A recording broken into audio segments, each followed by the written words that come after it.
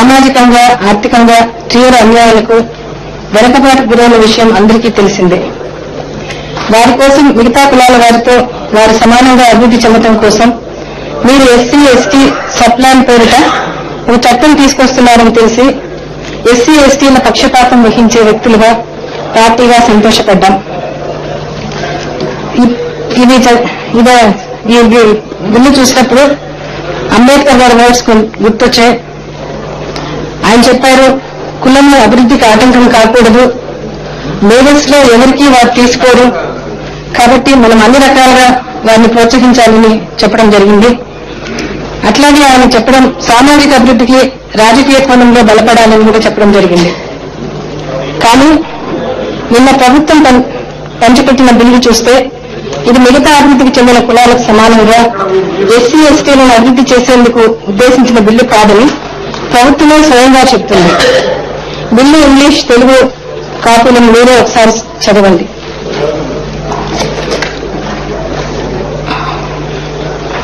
బిల్లులో 6ది అనుసూచిత కులముల అనుసూచిత జనజాతుల మధ్య సమధర్మాన్ని పెంపొందించుట. ఇంగ్లీష్ లో promotion of equity among scheduled cost and scheduled tribes.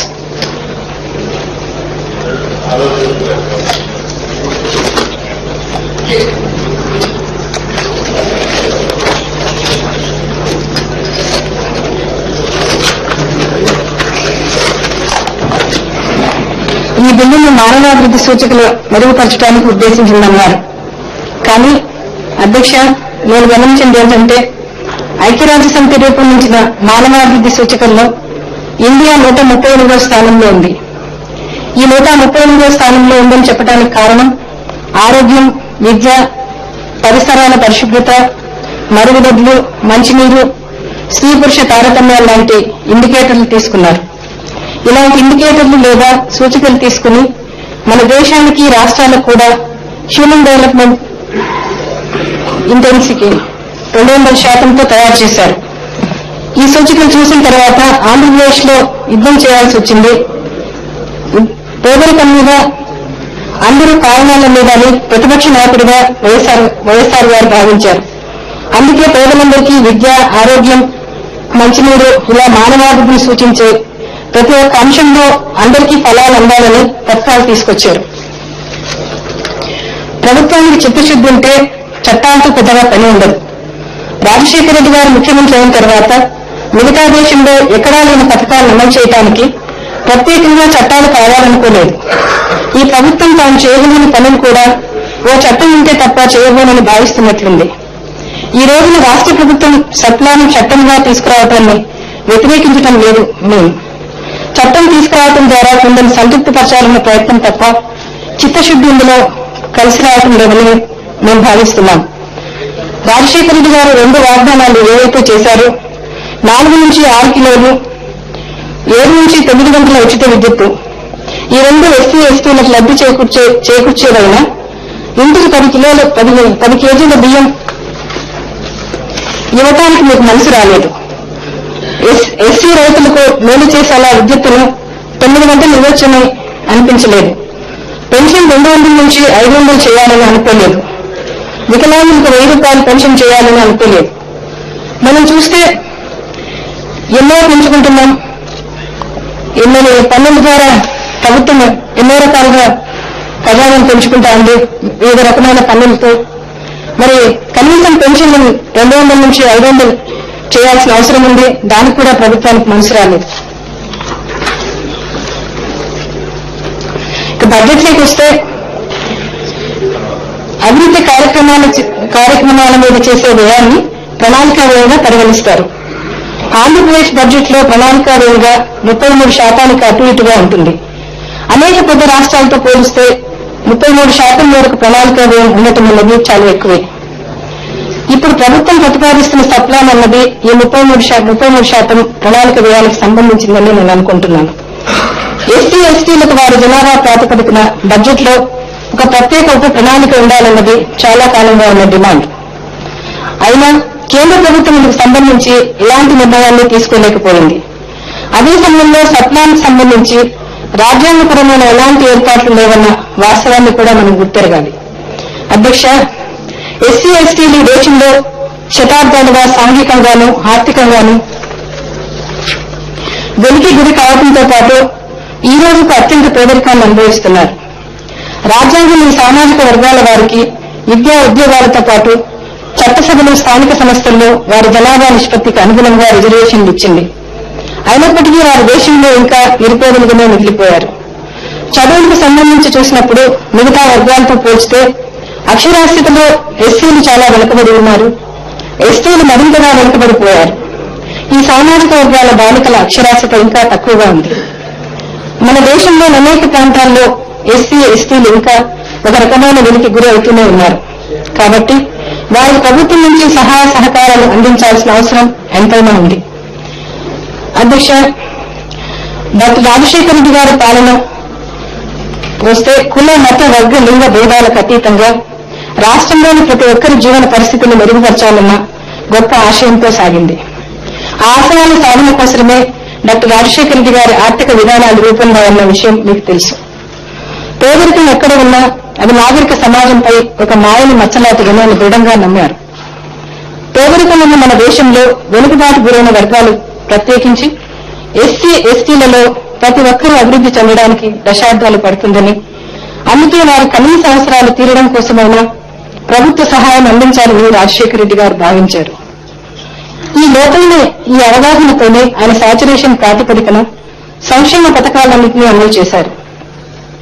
రాష్ట్రంలో 40% జనాభాకు వర్తించే విధంగా ఆహార భద్రత, ఆరోగ్య భద్రత, వృద్ధాప్య భద్రత, పక్కా ఇల్లు, మహిళా సాధికారిత, పెద్ద చదువులను కూడా పేదలందరికీ అందుబాటులోకి తీసుకురావడం వంటి అనేక సంక్షేమ పథకాలను అర్హులైన ప్రతి ఒక్కరికి అమలు చేశారు. భారతదేశ చరిత్రలోనే ఏ 5 ఏళ్ల కాలాన్ని తీసుకున్నా, ఏ రాష్ట్రాన్ని తీసుకున్నా ఇన్ని సంక్షేమ కార్యక్రమాలను ఒక రాష్ట్ర ప్రభుత్వం ప్రత్యేకించి ఎస్సీ ఎస్టీల అభ్యున్నతి లక్ష్యంగా సాచురేషన్ ప్రాతిపదికన అమలు చేసిన ఉదాహరణ మరొకటి కూడా కనిపించదు. రాజశేఖర రెడ్డి గారు చాలా కాలం ప్రజల కష్టాలు, ప్రజల బాధలు పంచుకుంటూ వారి మధ్యలో ఉండి ప్రజల చేత ఎన్నుకోబడిన ముఖ్యమంత్రి కాబట్టి ప్రజల మీద భారం పడకూడదని ఒక పైసా పన్ను కూడా వేయని ప్రభుత్వం అది. అధ్యక్ష, పేద ప్రజలకు ఈ కనీస అవసరాలు తీరినంత వరకు మనం కోరుకుంటున్న సాధికారిత సాధించలేమని ఆయన త్రికరణ శుద్ధిగా నమ్మారు. నిజానికి భూమిలోన పేదలకు భూముల విషయానికి వస్తే గిరిజనులకు 20,60,000 ఎకరాల అటవీ భూమిని ఆయన పంపిణీ చేయడం జరిగింది ఆయన హయాంలో. ఒకరోజు గిరిజనులకు 330 లక్షల ఎకరాల భూమిని పంపిణీ చేయడం కూడా జరిగింది. ఒకే రోజు అంత పెద్ద ఎత్తున భూమి పంపిణీ చేసిన రాష్ట్రంగా ఆ రోజు ఆంధ్రప్రదేశ్ రికార్డు సృష్టించారు. ఎస్సీ కార్పొరేషన్ దాంట్లో నిర్లక్ష్యం చేస్తే 1120 కోట్లు మార్జిన్ మనీని రుణాన్ని మాఫీ చేసిన ఘనత కూడా అయింది. దీని ద్వారా 17,80,000 మందికి రుణముక్తులు చేయడం జరిగింది. స్కాలర్షిప్లు 4 రెట్లు పెరిగాయి. మెస్ ఛార్జెస్ తొలి ఏడాది 25%, మరలా ఏడాది 40% వరకు అది పెంచడం జరిగింది. అట్లాగే పెన్షన్లు అయితేనేమి, ట్యూషన్ ఫీజుల రీఎంబర్స్మెంట్ అయితేనేమి, పాలనారోగ్య అయితేనేమి, రైతుల ఉచిత విద్యుత్ అయితేనేమి, 104 సర్వీసులతో కూడిన ఆరోగ్యశ్రీ అయితేనేమి, అభయహస్తం, బలహీన వర్గాల గృహ నిర్మాణం వంటి పథకాలు నిరుపేదల జీవన ప్రమాణాలను, మరి ముఖ్యంగా ఎస్సీ ఎస్టీల స్థితిగతులను మెరుగుపరచడంలో ఎంతగానో తోడ్పడ్డాయి. ఎస్సీ ఎస్టీ వర్గాల వారికి మంజూరైన నిర్మాణంలో మార్జిన్ మనీ కోసం ప్రత్యేక ఆర్థిక ప్యాకేజీ ఇచ్చారు. ఈ పథకాలే లేకపోతే ఎస్సీ ఎస్టీ వర్గాల్లో పేదల చికిత్స కోసం అపోలో, కేర్ వంటి ఆసుపత్రులకు వెళ్లగలగడం సాధ్యమయ్యేదా అని అడుగుతున్నాం. ఎస్సీ ఎస్టీ వర్గాల్లో పారిశ్రామికవేత్తలను ప్రోత్సహించడం కోసం డాక్టర్ రాజశేఖర రెడ్డి గారి ప్రభుత్వం పలు ఆర్థిక రాయితీలతో కూడిన పథకాలను అమలు చేసిన విషయం కూడా మనం ఇక్కడ చెప్పుకోవాలి. ఇండస్ట్రియల్ డెవలప్మెంట్ ఏరియాస్ కు సంబంధించి భూమి ధరలో 5 లక్షల పరిమితికి లోబడి 33% రిబేట్ ఇవ్వడం జరిగింది. 2005 ఏప్రిల్ 1 నాటి టారిఫ్ ప్రకారం 5 ఏళ్ల కాలానికి యూనిట్ కు ₹1 చొప్పున పవర్ టారిఫ్ సబ్సిడీ ఇచ్చారు. 50 లక్షల వరకు పెట్టుబడి ఉండే సంస్థలకు సంబంధించి 35% పెట్టుబడి సబ్సిడీని అందించడం జరిగింది. వీటితో పాటు మహిళా ఔత్సాహిక పారిశ్రామికవేత్తలకు మరో 5% సబ్సిడీ అదనంగా ఇచ్చారు. 5 ఏళ్ల మొత్తానికి వ్యాట్ చెల్లింపుల్లో 50% రీఎంబర్స్మెంట్ అమలు చేశారు. ఏడాదికి 5 లక్షల పరిమితికి లోబడి 5 ఏళ్ల కాలానికి కొత్త చిన్న తరహా పరిశ్రమలు తీసుకునే టర్మ్ లోన్లు, వర్కింగ్ క్యాపిటల్ పై ప్రైమ్ లెండింగ్ రేటు మీద 5% వడ్డీ రాయితీ ఇచ్చారు. రాజశేఖర రెడ్డి గారు ఎస్సీ ఎస్టీల సంక్షేమానికి అత్యధిక ప్రాధాన్యం ఇచ్చారన్న సంగతి ఇక్కడున్న వారందరికీ తెలిసిందే.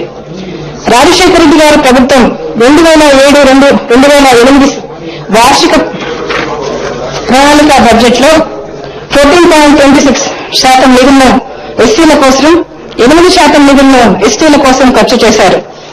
ఆంధ్రప్రదేశ్ రాష్ట్రం ఏర్పడిన తర్వాత ఇంత పెద్ద మొత్తంలో ఎస్సీ ఎస్టీల కోసం ఇలా నిధులు కేటాయించి ఖర్చు చేయడం రాష్ట్ర చరిత్రలో ఇదే ప్రథమం.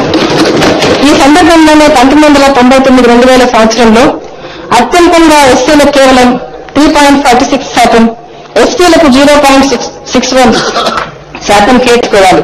అప్పట్లో టీడీపీ అధికారంలో ఉన్న సంగతి వేరే చెప్పనవసరం లేదు. మొట్టమొదటిసారిగా సప్లాన్ కు చట్టబద్ధత కల్పించడానికి రాష్ట్ర ప్రభుత్వం ప్రయత్నిస్తుంది. దీన్ని మనమంతా స్వాగతించాలి. ఇదే సమయంలో వ్యయాల వర్గీకరణ ఎలా చేస్తారో ప్రభుత్వం మనకు వివరణ ఇవ్వాలి. కాకపోతే ఇంత ముఖ్యమైన బిల్లును దేశమంతటికీ వర్తించేలా లోక్సభలో, రాజ్యసభలో ప్రవేశపెట్టి పార్లమెంటు ద్వారా రాజ్యాంగంలో చేర్చాలని జాతీయ పార్టీ అయిన కాంగ్రెస్ కు ఎందుకు అనిపించలేదు? సోనియా గాంధీ అధ్యక్షతన ఉన్న జాతీయ సలహా మండలి ఎస్సీ ఎస్టీ సప్లాన్ అమలు చేయాలని ఏనాడో చెప్తే ప్రధాని మన్మోహన్ సింగ్ అధ్యక్షతన ఉన్న కేంద్ర కేబినెట్ ఆ సిఫారసులకు ఈనాటి వరకు ఎందుకు విలువ ఇవ్వలేదు? కేంద్ర ప్రభుత్వం ఎస్సీ ఎస్టీ సప్లాన్ అమలు చేయకపోతే ఏటా ₹1,000 కోట్ల దారి మళ్లుతాయని, గడిచిన కొన్నేళ్లుగా భారీగా ఇలా నిధులు మళ్లాయని తీవ్ర విమర్శలున్నాయి. అయినా కేంద్ర ప్రభుత్వం ఆ విమర్శలను ఎందుకు ఖాతరు చేయటం లేదు? కేంద్ర ప్రభుత్వం ఎస్సీ ఎస్టీ సప్లాన్ ను ఎందుకు అమలు చేయటం లేదు? రాష్ట్ర ప్రభుత్వం సప్లాన్ పేరిట ఎన్నికలకు ఏడాది ముందు చేస్తున్నది ఓట్ల కోసం ప్రయత్నమే తప్ప ఇందులో చిత్తశుద్ధి ఏ కోసానో కనిపించలేదు. రాష్ట్ర ప్రభుత్వానికి చిత్తశుద్ధి ఉంటే ఈ బిల్లును చివరి వరకు రహస్యంగా దాచాల్సిన అవసరం లేదు. ఎన్నికల సంవత్సరంలో మాత్రమే ఈ సప్లాన్ అమలు చేయాలని ముందుకొచ్చారంటే ప్రభుత్వం చిత్తశుద్ధి దళితులకు మేలు చేయటమా, లేక ఊపిరాడక సతమతమవుతున్న కాంగ్రెస్ పార్టీకి పరువు కాస్తంతైనా దక్కించుకోవడమా అన్నది దళితులు, గిరిజనులకు అర్థమవుతుంది. గడిచిన 3 ఏళ్ల కాలాన్ని చూసిన ఇళ్ల నిర్మాణాన్ని ప్రభుత్వం దారుణంగా నిర్లక్ష్యం చేసింది. ఎస్సీ ఎస్టీ విద్యార్థులు ఏం తింటున్నారో, హాస్టల్లో ఎలా ఉంటున్నారో పట్టించుకున్న పాపాన పోలేదు. మెస్ ఛార్జీలను 1 పైసా పెంచింది లేదు. పైపచ్చు హాస్టల్లో కూడా ఏడాదికి 6 సిలిండర్లు మాత్రమే ఇస్తానన్న దుర్మార్గపు నిర్ణయాన్ని అమలు చేసి దళితులు, గిరిజనుల పిల్లల మీద కూడా తనకు ఏమాత్రం కలకరం లేదని నిరూపించుకుంది. డీజిల్ ధరలు పెంచారు, పెట్రోల్ ధరలు పెంచారు. వాటి కారణంగా వస్తువుల ధరలు పెరుగుతాయని అందరికీ తెలుసు. అదే జరిగింది. తనగా కరెంటు ఛార్జీలతో దారుణంగా పెంచారు. ఇలా ఇంటింటి నుంచి దగ్గుకుంటే ఖజానా నింపుకుంటున్నారు. ఈ భారాన్ని పేద వర్గాల మీద, ప్రత్యేకించి దళితులు, గిరిజనుల మీద ఎలాంటి ప్రభావం చూపుతున్నాయో ఆలోచించే తీరిక కూడా మన ప్రభుత్వానికి లేకపోయింది. దళితులకు, గిరిజనులకు భూములు పంచాలని చెప్పగలరా? వారి భూములను సాగుకు యోగ్యంగా మార్చడానికి గాని, వాటికి నీటి సదుపాయం కల్పించడానికి గాని దృష్టి పెట్టారా? ఇంతకు మునుపటి కంటే ఎక్కువగా ఇల్లు కట్టించామని చెప్పగలరా? వారి బతుకులు వచ్చిన 3 ఏళ్లలో మెరుగుపడ్డాయని చెప్పగలరా? ప్రభుత్వ ఉద్యోగాలు ఏదైనా ఇచ్చారా? వారి రుణాలు ఏదైనా మాఫీ చేశారా? దళితుల నుంచి, గిరిపుతుల నుంచి పారిశ్రామికులు తయారయ్యేలా చర్యలు ఏదైనా తీసుకున్నారా? సంక్షేమం అంటే ఏదో ఒక అడుగు ముందుకు వేశామనుకోవటం కాదు. అభివృద్ధి అనేది అనేక పథకాలను ఒకే సమయంలో మనసు పెట్టి అమలు చేసే నాయకత్వం ఉన్నప్పుడు మాత్రమే వస్తుంది. మొత్తంగా చూస్తే ఈ ప్రభుత్వం తీరు దళితులు, గిరిజనులకు సంబంధించినంత వరకు చంద్రబాబు పాలనకు కొనసాగింపుగానే కనిపిస్తుంది.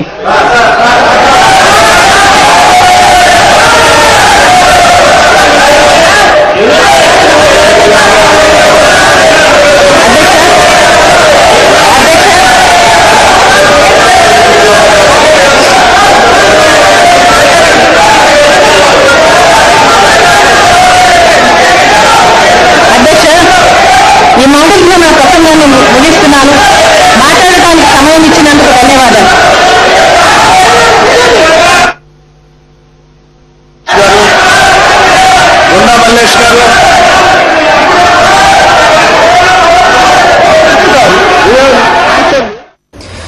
అసెంబ్లీలో YS Vijayamma SC ST subplan 2012 గురించి మాట్లాడడం ఇప్పటివరకు లైవ్ ద్వారా